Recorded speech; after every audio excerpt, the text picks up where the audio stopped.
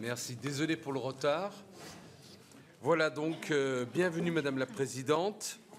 Alors, je vous rappelle que la proposition de loi que nous avons évoquée, déposée par nos collègues députés Nicole Dubré-Chirat et Monsieur Frédéric Valletoux, a été adoptée par l'Assemblée nationale le 10 mars dernier.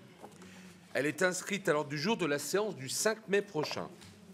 Nous nous réunirons d'ailleurs pour l'examen du rapport et l'adoption du texte de commission dès la rentrée, le mardi 29 avril. Voilà.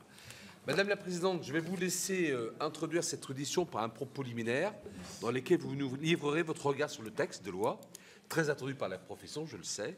Et puis ensuite, nous donnerons la parole à nos commissaires. Je commencerai par nos rapporteurs, à la fois Jean Sol et Anne-Sophie Romani. Voilà. Madame la Présidente, bienvenue, c'est à vous. C'est bon. Merci, Mesdames et Messieurs les sénateurs, Monsieur le Président, Mesdames et Messieurs les membres de la Commission. Je vous remercie de nous recevoir aujourd'hui dans le cadre de cette audition. L'Ordre national des infirmiers, instance de régulation par délégation de l'État, contrôle l'accès et les conditions d'exercice de la profession infirmière. Nous sommes une institution au service de la profession qui joue un rôle clé dans notre système de santé. L'Ordre accomplit une mission de service public, notamment en veillant au maintien des principes d'éthique, de moralité, de probité et de compétences indispensables à l'exercice de la profession. L'Ordre œuvre également au service de la population afin d'améliorer la qualité, la sécurité et l'accès aux soins. Je souhaitais, pour commencer mon propos, vous donner quelques éléments chiffrés. Actuellement, nous avons 565 553 infirmières inscrites au tableau de l'Ordre. Vous le savez, certains infirmiers ne sont pas encore inscrits, notamment dans des établissements publics, et donc nul ne connaît véritablement le nombre d'infirmiers exactement en exercice en France. Alors, en termes de répartition, nous avons 145 345 infirmiers libéraux. Nous avons 196 578 infirmiers du secteur privé et 223 630 infirmiers dans le secteur public. Au niveau des spécialités, les IAD sont inscrites au nombre de 7 461, les IBOD 6 324 et les infirmières puéricultrices 14 437. Au niveau des infirmières de pratique avancée, nous avons au total 2 365 infirmières de pratique avancée. Au nom du Conseil national de l'Ordre des infirmiers, je tiens à exprimer notre plein soutien à cette réforme que nous appelons de nos vœux.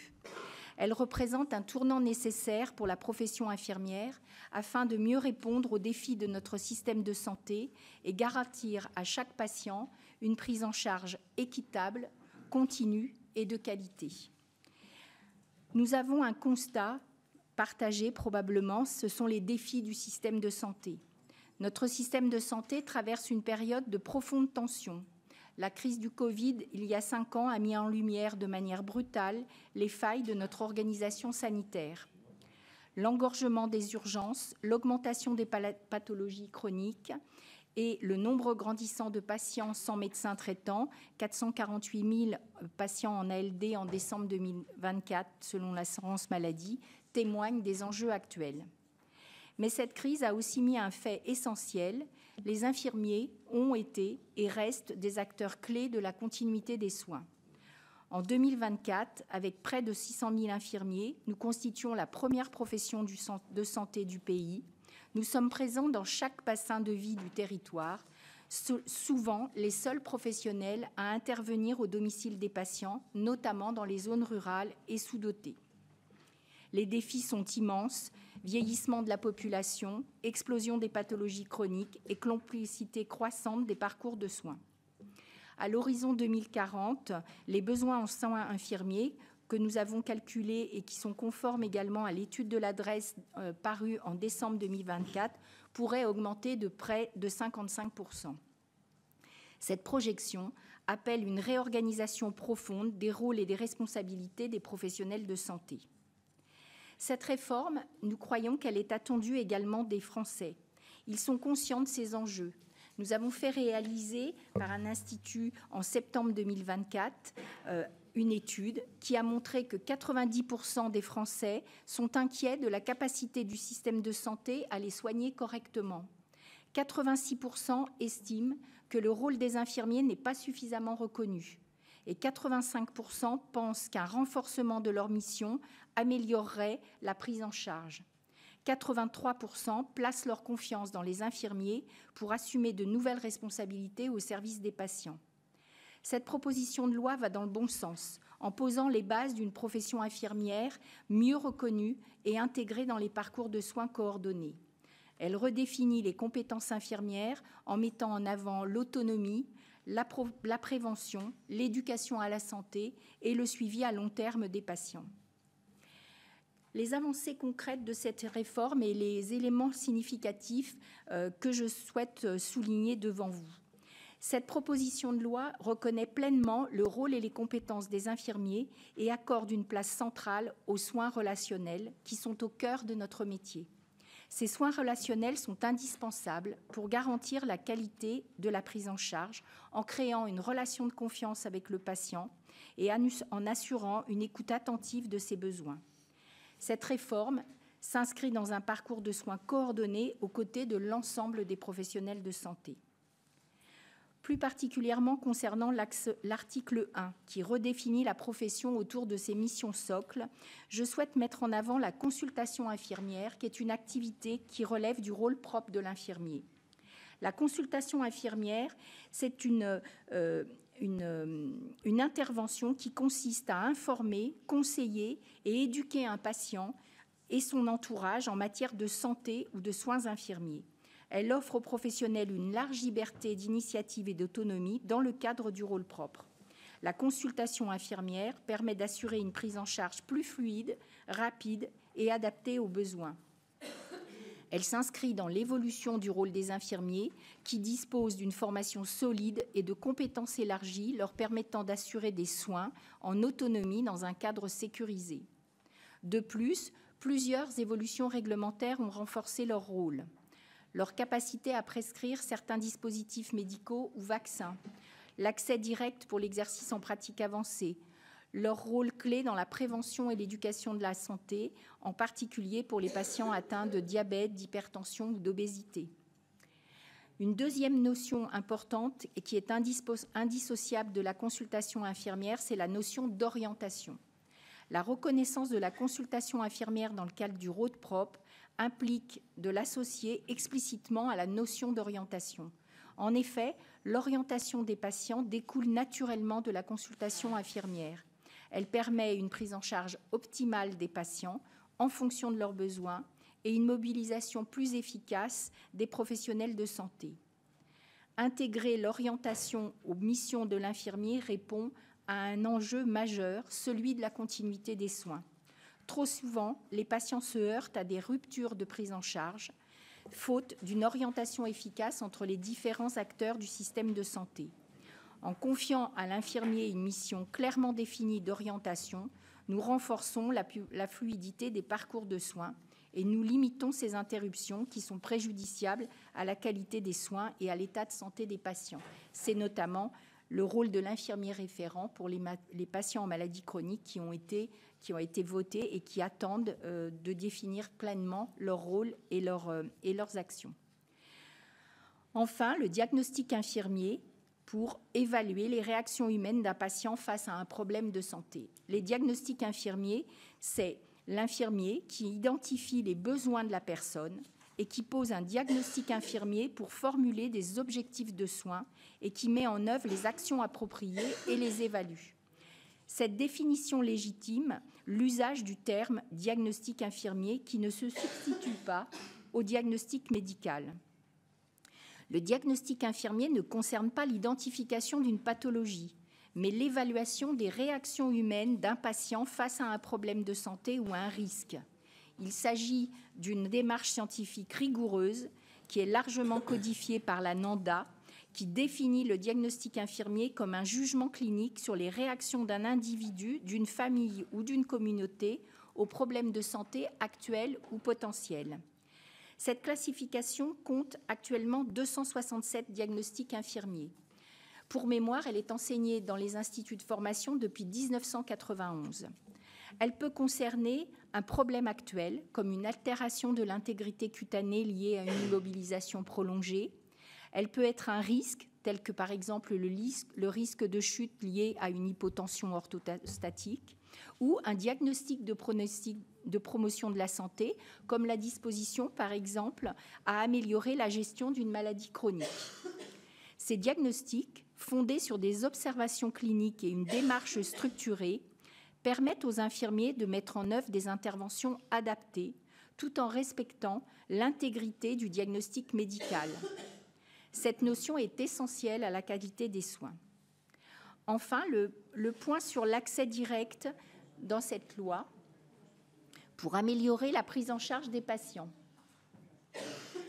L'accès direct des patients permet de répondre plus rapidement aux besoins de soins courants tels que les pansements, le suivi des pathologies chroniques, la vaccination, la prévention ou encore l'éducation thérapeutique.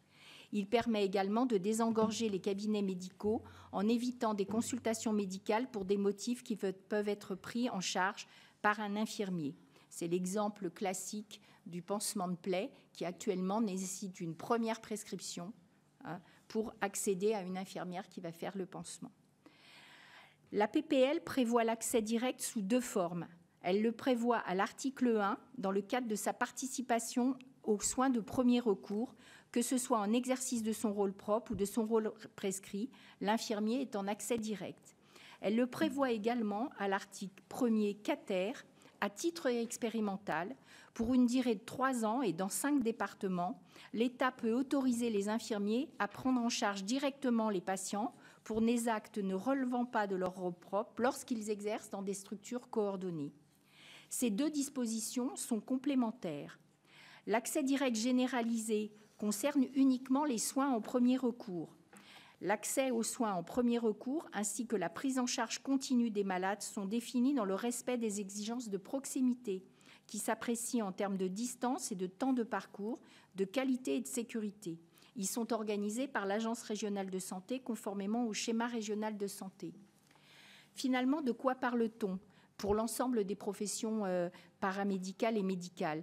Eh bien, nous parlons de la prévention, du dépistage, du diagnostic, du traitement et du suivi des patients, la dispensation et l'administration des médicaments, des produits et dispositifs médicaux ainsi que le conseil pharmaceutique, l'orientation dans le système de soins et le secteur médico-social et l'éducation pour la santé. Chacun des professionnels, en fonction de ses compétences, intervient sur ces 4 domaines du soin de premier recours. L'accès direct à titre expérimental concerne des soins réalisés dans des structures d'exercice coordonné et concerne l'ensemble des soins premier et deuxième recours. L'exercice coordonné se met en place dans les structures telles que les établissements de santé, les équipes de soins primaires constituées autour de médecins généralistes de premier recours, les centres de santé, les maisons de santé pluriprofessionnelles et les CPTS. Ces dispositifs vont dans le bon sens pour permettre aux patients une couverture optimale de leur prise en charge. Mais nous proposons également d'améliorer certains aspects de cette réforme pour qu'elle soit pleinement efficace. Aussi, l'Ordre infirmier souhaite formuler 3 amendements importants qui, nous en sommes convaincus, permettraient de renforcer cette réforme. Ces amendements sont les suivants. Premièrement, une base légale solide pour les sciences infirmières. Le premier amendement propose d'intégrer explicitement la mention des sciences infirmières dans les missions fondamentales de la profession en modifiant l'alinéa 15 de l'article 1er. Si des avancées ont été réalisées après la création de la section CNU 92 en 2019, il reste essentiel d'ancrer les sciences infirmières dans le texte de loi pour garantir leur légitimité et leur développement. La France est en retard de façon extrêmement significative par rapport aux autres pays européens et aux autres pays outre-Atlantique notamment. Nous proposons de reconnaître officiellement cette discipline scientifique pour favoriser la recherche infirmière et l'innovation en santé. Nous avons préparé des documents pour vous transmettre la formulation de ces amendements. Il est à noter que concernant cette Introduction, l'HAS, déjà en 2007, dans son rapport « La formation des professionnels pour mieux coopérer et soigner », constatait un retard préoccupant, soulignant que la situation constitue un obstacle à la structuration universitaire des professions paramédicales. Et l'absence de recours législatif freine le développement de la recherche en soins infirmiers, indispensable à l'évolution des pratiques professionnelles. Les infirmiers français disposent de peu de leviers pour valoriser leurs recherches, publier leurs résultats ou obtenir un financement dédié et adapté. Le deuxième point que nous souhaitons porter et le second amendement vise à supprimer l'article 1er ter qui introduisait un dispositif d'évaluation et de remise à niveau pour les infirmiers n'ayant pas exercé depuis un certain temps. Ce dispositif est redondant dans le cadre existant de la certification périodique des professionnels de santé, tel que défini par le décret 2024-258 du 22 mars 2024. La certification périodique prévoit déjà une mise à jour des compétences, même en cas d'interruption d'exercice. Il est donc inutile d'ajouter une procédure parallèle qui ne ferait qu'alourdir les démarches administratives et créer une insécurité juridique pour les professionnels concernés. Enfin, et je termine par ce point, le troisième point est la reconnaissance de la pratique avancée pour les spécialités infirmières au sein de l'article 2. Le troisième amendement propose d'étendre la pratique avancée aux infirmiers de spécialité, IAD, IBOD et IPDE, sous réserve de détenir un diplôme de grade master. Ces infirmiers spécialisés, qui jouent un rôle crucial dans des domaines techniques et de haute responsabilité, doivent pouvoir exercer en pratique avancée tout en conservant leur spécificité. Cet amendement permettra de mieux structurer l'exercice de ces professionnels tout en valorisant leurs compétences et en répondant aux besoins de soins spécialisés. Je vous remercie et je suis à vos dispositions. Merci Madame la Présidente pour cette présentation approfondie et comme ça nous avons une vision précise de votre regard sur ce texte de loi et sur les améliorations que vous souhaitez porter. Alors je vais donner tout de suite la parole à nos deux rapporteurs. Je vais commencer par Jean Sol. Oui, Monsieur le Président, mes chers collègues, Madame la Présidente, merci. Bon, c'est vrai que vous avez été exhaustive sur vos points de vue et vos positionnements. Donc, pour ma part, je vais revenir sur l'article 1 pour l'affiner un peu plus précisément. Il a suscité, comme vous le savez, un certain nombre de débats ces dernières semaines et connu des évolutions lors de son examen à l'Assemblée nationale. Il consacre d'abord les notions de consultation infirmière et de diagnostic infirmier qui ont suscité un certain émoi chez certains médecins. Ce diagnostic infirmier, vous l'avez rappelé, existe depuis bien longtemps pour les infirmiers. Pourriez-vous expliciter plus particulièrement l'objet et le contenu des consultations et diagnostics envisagés selon vous? Bon, il y en a effectivement 267 sur la classification nomenclature NANDA. Vous semblerait-il souhaitable de préciser la loi sur ces points afin de répondre aux inquiétudes exprimées et légitimes? L'article définit par ailleurs la profession en lui confiant plusieurs grandes missions. Parmi celles-ci figure désormais la participation aux soins de premier recours en accès direct, dans le cadre notamment du rôle propre comme du rôle prescrit. Dans quel périmètre cet accès direct vous semble-t-il plus particulièrement souhaitable? Doit-il concerner des actes ne relevant pas du rôle propre de l'infirmier? Et dans ce cas, à quelle situation est-il susceptible, selon vous, selon le Conseil de l'ordre infirmier, de s'appliquer? Je vous remercie. Merci beaucoup. Je donne la parole à Anne-Sophie Romagny. Merci Madame. Moi, je voudrais revenir plus en détail sur l'article 2. Vous l'avez abordé à la fin de vos propos et je voudrais avoir un peu de détails. En son article 2, le texte ouvre la voie à un accès différencié à la pratique avancée pour les infirmiers spécialisés, dont le cursus de formation est plus long que celui des infirmiers diplômés d'État. La Commission des affaires sociales est particulièrement attentive à ce sujet qui avait déjà fait l'objet de débats nourris lors de l'examen de la loi RIS 2. Il semble que certains infirmiers spécialisés, notamment des infirmiers anesthésistes, avaient plutôt l'espoir de voir ce texte leur offrir un statut d'auxiliaire médical de pratique avancée spécifique distinct du métier d'IPA. Quelle est la position de l'ordre sur la question? L'article 2 doit-il consacrer un exercice en pratique avancée propre pour certaines spécialités ou simplement permettre aux infirmiers spécialisés désireux d'évoluer professionnellement d'accéder plus simplement à la pratique avancée infirmière? Plus généralement, le gouvernement a laissé la porte ouverte à des modifications sur cet article 2. Quelles améliorations l'ordre estime-t-il qu'il conviendrait d'apporter à cet article lors de son examen au Sénat? Je vous remercie. Madame la Présidente, je vais laisse répondre à nos deux rapporteurs. Oui, alors concernant la consultation infirmière, nous avons identifié plusieurs pistes qui pourraient constituer dans le cadre de l'accès direct. C'est par exemple le bilan d'autonomie, ce qui est actuellement le BSI, qui demande la prescription, par exemple, d'un médecin pour pouvoir être réalisé. Donc, la possibilité pour les familles et le patient d'accéder directement à l'infirmière pour qu'elle dresse ce bilan d'autonomie et de perte de capacité à accomplir les actes de la vie quotidienne pourrait être un exemple, notamment, de consultation infirmière possible. Il y a bien sûr tout le champ de l'éducation à la santé et de l'éducation thérapeutique qui pourrait aussi être valorisé. En fait, ces consultations infirmières, il faut raisonner pas seulement en ville, mais il faut aussi raisonner à l'hôpital.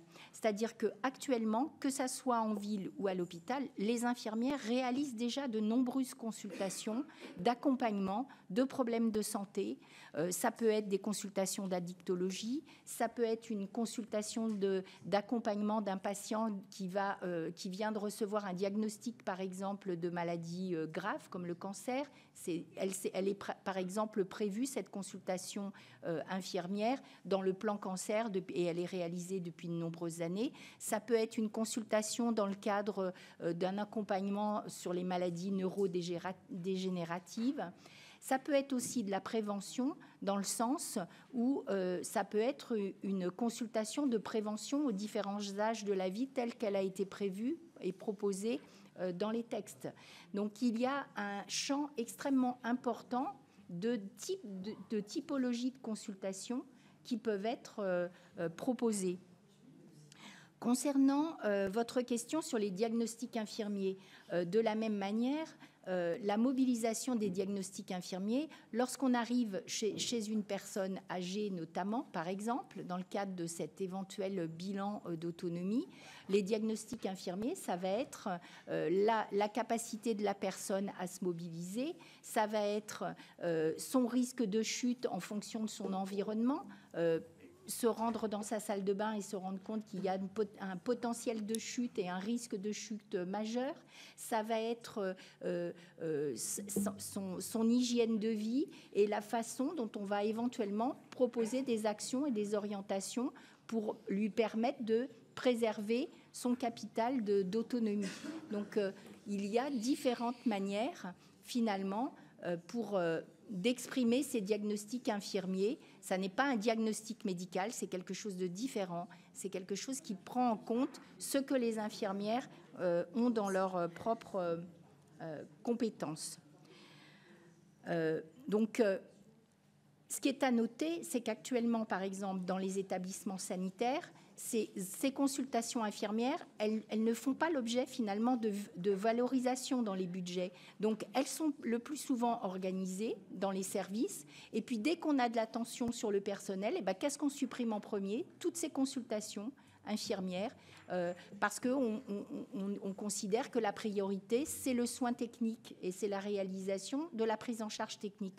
Or, tous ces soins, toutes ces consultations d'éducation, d'accompagnement du patient, d'explication sur son parcours de santé, d'orientation dans son parcours de santé, de conseils d'éducation à la santé sont indispensables pour que le patient vive mieux son parcours de santé. Et donc, il est important que ça soit identifié dans les établissements et c'est important que ça soit identifié à domicile. Une infirmière libérale qui prend en charge un nouveau patient qui arrive de l'hôpital, par exemple, ou qui, au décours d'un besoin de santé nouveau, demande à l'infirmière libérale de venir, elle ne commence pas tout de suite par faire le soin pour lequel elle a une prescription technique. Elle commence d'abord par analyser la situation, se rendre compte que le patient a besoin de conseils d'éducation à la santé. Elle va aller dans sa chambre et se rendre compte qu'il a un risque éventuel de mauvais retour veineux et que peut-être c'est bien de mettre des cales sous les pieds de son lit pour favoriser éventuellement. Voilà, c'est des petites choses qui sont des choses infirmières et qui sont indispensables pour la qualité et la sécurité des patients dans leur prise en charge au quotidien. Donc c'est très important pour nous de démystifier, entre guillemets, ce concept de la consultation infirmière et du diagnostic infirmier. Pour ce qui concerne, Madame, la question sur les infirmières spécialisées, nous avons travaillé en lien avec les représentants des professionnels spécialisés que vous allez d'ailleurs auditionner sur la rédaction du nouvel article 2 et nous sommes en phase avec eux. Nous soutenons cette nouvelle rédaction et nous nous basons d'ailleurs sur un vote du Conseil national en 2023 qui s'était déjà prononcé pour la reconnaissance en pratique avancée des 3 spécialités, bien sûr dans le cadre du fait de satisfaire aux exigences de formation universitaire, c'est-à-dire d'un niveau grade master. Ça, c'est important. On ne peut pas, je dirais, se désolidariser d'un cadre d'ailleurs européen de définition de la pratique avancée qui met le grade master comme niveau nécessaire pour la pratique avancée.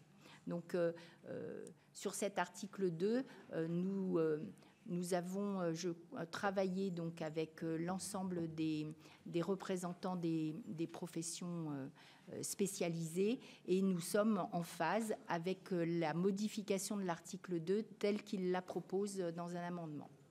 Et nous le soutenons. Très bien, merci Madame la Présidente. Maintenant, je donne la parole au sénateur. Je commence par Khalifé. Merci, Monsieur le Président. Merci, Madame la Présidente, pour vos propos et que j'approuve parfaitement. Et autant, et j'en suis témoin, vous avez toujours été pour le parcours du patient, le travail en équipe et tout ça, donc j'ai aucun problème là-dessus au niveau de l'hôpital, parce que c'est mon expérience. Comment vous êtes intégré comment vous voyez votre intégration dans les circuits de ville, en particulier les CPTS qui sont plus ou moins avancés, plus ou moins impliqués dans ce parcours du patient? Ça, c'est ma première question. Et pour revenir à votre engagement dans les parcours, comment voyez votre rôle dans la télémédecine, téléconsultation, surtout au domicile du patient? Ça, c'est ma première question. Et pour revenir à l'article 2, effectivement, il manque entre autres les perfusionnistes qui sont dans ce cadre, mais sans y être, et qui sont très demandeurs d'un statut particulier. Comment vous les intégrez dans ce procédé? Merci. Merci beaucoup. La parole à Jocelyne Guidez. Merci, Monsieur le Président. Madame la Présidente, donc la proposition de loi que les infirmiers pourront désormais poser des diagnostics infirmiers. Voilà, vous l'avez dit, vous l'avez bien expliqué. Il s'agit là d'une évolution significative qui rapproche leur exercice et celui des professions médicales. Comment l'ordre envisage-t-il de sécuriser juridiquement cette nouvelle compétence, notamment en matière de responsabilité professionnelle? Dispose-t-on aujourd'hui d'un référentiel partagé des diagnostics infirmiers à l'image de ce qui existe en médecine? Ensuite, je voudrais vous poser une deuxième question sur la place du handicap et des TND dans les missions infirmières. Dans quelle mesure l'ordre estime-t-il que les infirmiers ou infirmières sont aujourd'hui formés et outillés pour accompagner ces publics dans la durée? Je dis bien dans la durée. Serait-il pertinent d'inscrire plus clairement cette mission dans le texte au titre de l'inclusion et de la continuité des soins? Et enfin, comment voyez-vous leur rôle et l'interface entre le sanitaire, le médico-social et le domicile pour ces accompagnements complexes? Je vous remercie.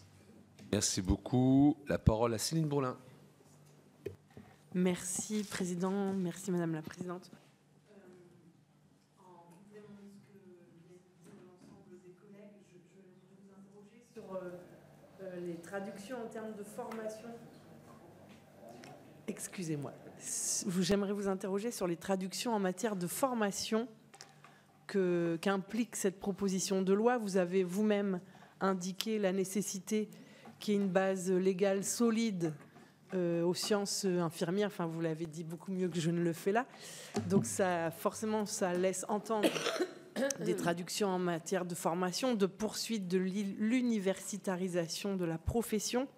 Et puis, les auteurs eux-mêmes de la PPL, je crois, inscrivaient cette proposition de loi dans un travail plus global sur la profession infirmière qui impliquait précisément les questions de formation. Donc, quelles sont les implications, autant en termes de contenu que de nombre? Est-ce que ces avancées pour votre profession vont devoir se traduire par la nécessité de former davantage d'infirmiers et d'infirmières? Et je le dis d'autant plus que c'est l'État qui décide des quotas de formation, mais ce sont les régions qui les mettent en œuvre et qui forcément veulent aussi avoir une visibilité sur ce que ça peut engendrer pour elles. Merci. C'est pour terminer, parole à Corinne Boursier. Merci, Monsieur le Président. Merci, Madame la Présidente. Je suis désolée, arrivée en retard, je n'ai pas entendu vos propos préliminaires. Je ne manquerai pas de regarder la vidéo. Donc peut-être que vous avez déjà évoqué mes questions. Alors, je voulais savoir quel regard portez-vous sur l'évolution du texte lors de son examen à l'Assemblée nationale? Y a-t-il eu des oublis selon vous ou des points à rectifier en priorité? Et que pensez-vous de l'évolution de la pratique avancée permise par l'article 2 qui permet l'exercice au sein des services de protection maternelle et infantile, de santé scolaire et d'aide sociale à l'enfance? Je vous remercie. Merci beaucoup. Madame la Présidente, je vous laisse répondre. Oui. Alors, la dernière question, on reprend quand même une partie d'intervention. Donc, voilà, on va pas faire de redite, mais au moins quelques peut-être points de précision. Alors, je vais essayer de répondre dans l'ordre, si j'arrive à me souvenir de tout, mais Samira va m'aider. Voilà. Alors, pour ce qui concerne notamment l'exercice, vous avez cité les perfusionnistes. Actuellement, en France, nous avons un métier socle, 3 spécialités et les infirmiers en pratique avancée. Alors que, dans la réalité, nous avons tout un tas de professionnels de santé qui entament des démarches extrêmement significatives de formation, qui vont quelquefois jusqu'à des masters. C'est le cas, par exemple, des infirmiers perfusionnistes, mais c'est le cas des infirmières hygiénistes, c'est le cas des infirmières en endoscopie, c'est le cas des infirmières en santé au travail. Et je pourrais, de cette manière, égrener encore plus d'autres fonctions.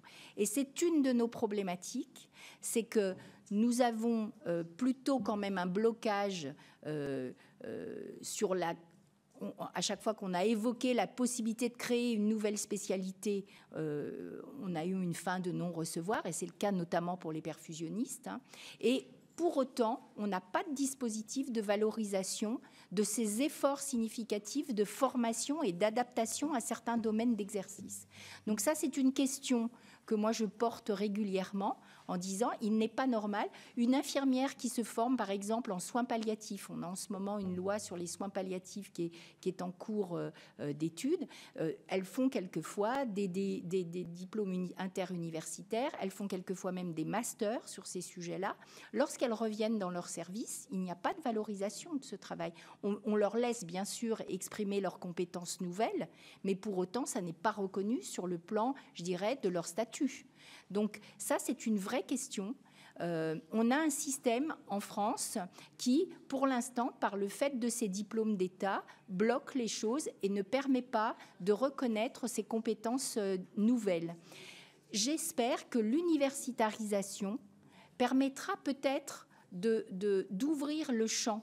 C'est-à-dire que le système LMD fait que les infirmières seront en niveau licence quand elles sont dans le métier socle. Et lorsqu'elles feront ensuite d'éventuelles formations universitaires de niveau master, qu'elles puissent obtenir une reconnaissance de ces statuts et de ces compétences différentes. C'est ce qui se passe, par exemple, dans certains pays européens, c'est-à-dire qu'au travers de l'université, vous avez un certain nombre de masters qui reconnaissent votre compétence dans un domaine spécialité.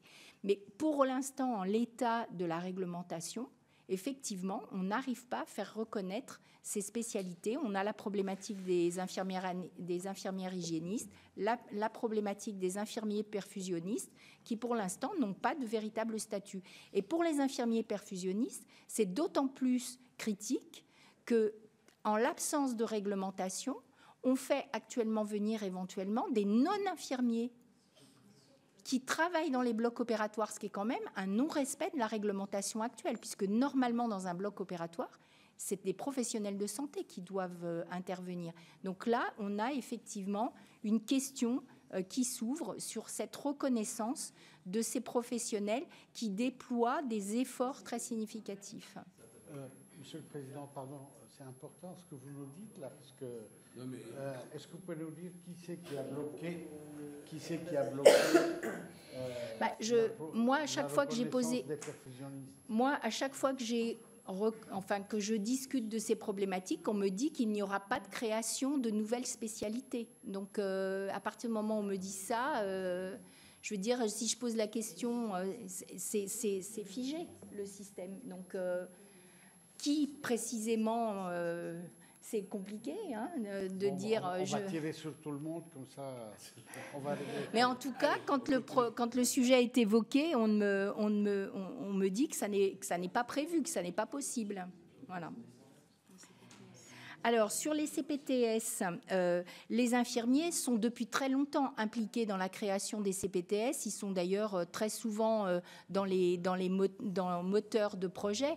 Donc, on est tout à fait dans une logique d'organisation territoriale. Et ça me paraît être une évolution inéluctable d'entrer dans un système d'organisation territoriale coordonnée. Donc, c'est pour moi tout à fait légitime que les infirmiers soient impliqués. Ils s'impliquent souvent dans les actions de prévention.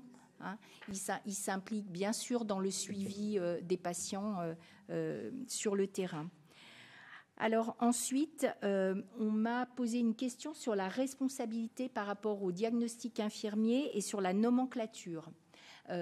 Oui, alors l'ANANDA, c'est la société américaine, mais il existe en France une société savante qui s'appelle l'AFEDI, qui est l'association francophone des diagnostics infirmiers, interventions et résultats, et qui travaille sur le sujet, et qui sont d'ailleurs eux les traducteurs. Excusez-moi. Et qui sont d'ailleurs eux qui traduisent effectivement tous les diagnostics infirmiers qui sont émis par l'association nord-américaine, et qui se charge de les traduire. Donc tous les 2 à 3 ans, vous avez une réactualisation de ces diagnostics qui sont vus en regard des évolutions sociétales, environnementales. Ces diagnostics sont validés selon des méthodes scientifiques. Donc il n'y a pas... Et ils sont utilisés dans le monde entier. Donc moi, je déplore un peu qu'on le découvre, ce qui montre bien que quelquefois, notre profession est quand même invisible. Moi, ça ne me viendrait pas à l'idée de ne pas savoir comment un médecin élabore son diagnostic médical. Et je regrette quand même que personne ne s'intéresse à la manière dont nous pensons. Mais pensons avec un E, pas avec un A. Alors, la question supplémentaire, ensuite, le handicap, oui. Alors... cette question, elle est importante parce que actuellement, les infirmières, notamment libérales, celles qui exercent à domicile et qui peuvent être en charge de patients porteurs de handicap, n'ont aucun rôle de coordination, et notamment entre le secteur médico-social, voire le secteur social, par exemple les auxiliaires de vie ou les personnels qui viennent en assistance de ces personnes handicapées. Rien dans les textes réglementaires ne permet cette coordination. Peut-être l'infirmier référent pourra devenir une solution, c'est-à-dire qu'à un moment donné, cet infirmier joue un rôle, c'est ce qu'on revendique pour les parcours de santé, qu'il joue éventuellement un rôle de coordination et d'orientation également. Ça me paraît, ils ne peuvent pas travailler seuls, ça n'est pas possible. Hein. La prise en charge des personnes, c'est nécessairement un travail de coopération et de collaboration entre les différents acteurs du médico-social, du social et du sanitaire. Donc je crois que, par contre, l'infirmier, par sa connaissance justement de la personne, des problèmes de santé qu'elle peut avoir, peut avoir un rôle de coordination et d'orientation. Mais actuellement, c'est quelque chose qui est fait de façon informelle également. Il n'y a pas de base réglementaire à ce sujet. Ensuite... Il y a un point que vous n'avez pas abordé, si je peux me permettre. Ça concerne la téléconsultation. La téléconsultation, oui, très important, effectivement. Alors, la téléconsultation, vous savez qu'actuellement, les infirmiers peuvent à certains moments accompagner, faire de la téléconsultation assistée. Il y a de plus en plus d'infirmiers qui s'investissent dans cette démarche et ça nous paraît être une bonne voie de développement. J'ai été auditionnée par la CNAM il n'y a pas très longtemps sur ce sujet qui déplorait justement que notamment la téléconsultation, elle s'adresse surtout à des catégories de personnes plutôt jeunes, plutôt urbaines, et que pour l'instant, le développement, notamment dans les déserts médicaux, est insuffisamment porté. Et je pense que les infirmiers, par leur rôle d'assistance, pourraient être une voie de développement justement de ces téléconsultations. Alors pour deux raisons. Pour la première, c'est que lorsqu'on est face à une personne, par exemple âgée ou un peu vulnérable, l'usage entre guillemets des technique, entre guillemets, de la cabine éventuellement de téléconsultation ou de l'appareillage de téléconsultation ou de l'utilisation de tablettes ou d'informatique pour créer un entretien à distance est quelquefois pas aisé. Donc les infirmiers, dans ce sens-là, pourraient apporter leur soutien. Et puis il y a une deuxième partie, c'est aussi la vision clinique directe du patient. C'est-à-dire que le médecin à distance peut, par exemple, ignorer l'existence d'œdèmes des membres inférieurs parce que le patient ne les va pas penser forcément à les montrer ou voilà. Donc ça pourrait être aussi une façon de sécuriser aussi la consultation par la présence d'un personnel soignant, parce que c'est bien ce qui se passe quand les infirmières elles examinent un patient dans leurs soins, eh bien, elles signalent au médecin, tiens, j'ai remarqué qu'il se passait telle chose, l'état cutané s'est modifié, il y a un œdème, il y a une rougeur, etc. Et ça pourrait être aussi une manière de renforcer, entre guillemets, l'usage de la téléconsultation. Donc, nous avons d'ailleurs, l'Ordre, travaillé il y a 2 ans sur un guide à l'intention des infirmiers qui est présent sur notre site pour justement améliorer l'usage des techniques de télésoins et de télésurveillance. Ensuite... C'était madame, avec la traduction sur la formation sciences infirmières et oui, étudiants. Oui, alors... pour la formation, vous savez que à l'issue de cette loi vont être publiés un décret d'activité et de compétences, un arrêté avec une liste d'actes, et que en même temps, actuellement, est en cours de finalisation un nouveau référentiel pédagogique. Donc, bien sûr que l'adaptation à ces nouvelles compétences va devoir être traduite régulièrement dans le référentiel pédagogique. C'est par exemple la question qui nous est posée actuellement, c'est certains IFSI nous interrogent sur les certificats de décès. C'est une nouvelle compétence des infirmiers. Actuellement, les infirmiers doivent faire une formation complémentaire pour être autorisés à le faire, mais on pourrait imaginer que dans l'avenir, cette formation soit directement intégrée dans le cursus et que les prochains étudiants, du coup, soient déjà formés à cette pratique. Voilà. Pour ce qui concerne, sinon, donc, ce référentiel de formation, il est en cours de finalisation. On n'a pas eu encore les différentes maquettes, donc je ne peux pas aller plus avant, entre guillemets, sur me prononcer sur ce sujet. Est-ce que j'ai oublié une autre question ? Alors oui, vous avez posé la question de la régulation par la région et je crois que c'est... Oui. Alors oui, actuellement, alors il y a quelque chose qui est assez surprenant, c'est que effectivement les quotas dans les différentes formations médicales et paramédicales sont décidés par l'État.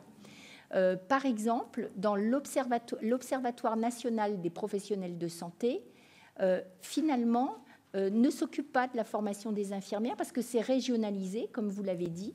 Et finalement, c'est chaque région qui décide ensuite de déployer et de financer les nombres d'infirmiers décidés. Donc, on n'a pas une vision véritablement nationale de ça. Le besoin de formation, il va être important, je l'ai dit tout à l'heure, en raison des évolutions des besoins de santé à horizon 2040-2050. On a probablement un travail à faire sur les conditions d'études, puisque tout le monde sait qu'actuellement, nous n'arrivons pas à amener à la fin de leur cursus les étudiants qui rentrent en première année et qu'on a un taux de perte qui est significatif. Alors, ce taux de perte, il peut s'expliquer par plusieurs enjeux. C'est premièrement les dispositifs d'orientation. Quand le jeune choisit ce cursus, est-ce qu'il a véritablement compris ce que c'est que cette formation? Qu'est-ce que ça comporte? Qu'est-ce que ça engage, entre guillemets, hein?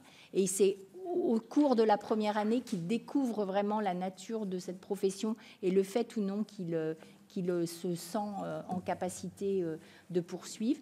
Donc ça, c'est la première chose. Et puis ensuite, il y a les abandons en cursus, alors que le cursus est déjà abandonné.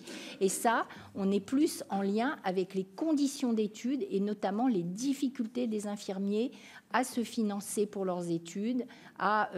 Il n'est pas possible, avec un cursus tel qu'il est actuellement prévu, d'avoir un petit boulot supplémentaire pour gagner sa vie en plus de ses études, comme le font de nombreux étudiants. Et ça, c'est une vraie problématique. Les indemnités de stage sont nettement insuffisantes pour arriver à leur donner un niveau de vie correct. Donc, on a aussi cette problématique des conditions d'études. Les représentants des étudiants le disent régulièrement. Il y a la question de l'accès au stage aussi. Ça, c'est une question. La reconnaissance du rôle des infirmiers à former leurs pairs et à former les étudiants. On le dit dans le texte de loi, mais il faut que concrètement, ça se déploie sur le terrain. C'est-à-dire que c'est la même chose. Malheureusement, dans les établissements, on n'a pas suffisamment de professionnels à dédier à ces rôles de tutorat et d'accompagnement des étudiants. Ce qui fait que, du coup, les conditions de stage ne sont pas toujours optimum. Donc, on a nécessité, là, à revenir à un cercle vertueux par rapport à ça, qu'on a un peu perdu. Alors, j'ai quand même encore une question. C'est l'apprentissage, pas l'alternance. Émilienne. Oui, c'est juste une question aussi sur la forme. Pardon. C'est juste une question complémentaire, je dirais, sur la formation. J'ai lu qu'il y a plusieurs syndicats formation, groupement de collectifs, oui, d'infirmiers qui parlent d'une 4e année nécessaire, comme c'est dans beaucoup de pays européens aujourd'hui le cas, comme on l'a fait d'ailleurs pour les sages-femmes, avec aussi la demande que ce soit un parcours universitaire et que donc il n'y ait pas, j'allais dire, c'est une égalité qu'on constate aujourd'hui entre les différentes régions qui font, vous venez de le dire à l'instant, en fonction de leurs moyens, ouvrent le nombre de places qu'elles peuvent ouvrir. Mais cette idée de la 4e année, qu'est-ce que vous en pensez, vous, ordre? Alors, sur l'homogénéité de la formation universitaire, bon, l'université forme déjà dans d'autres champs des professionnels de santé et il n'y a pas de problématique véritable d'hétérogénéité entre les différentes universités. Il y a quand même des référentiels pédagogiques, des référentiels de formation qui structurent les choses. Après, qu'il y ait des particularités régionales sur, par exemple, des problèmes de santé publique particulières sur certaines régions, avec un accent donné plus sur un point que sur un autre, ça ne nuit pas, au contexte général de la formation. Les universités savent former depuis de nombreuses années et il n'y a pas de raison que la formation infirmière ne puisse pas être universitarisée. C'est le cas dans de nombreux pays européens.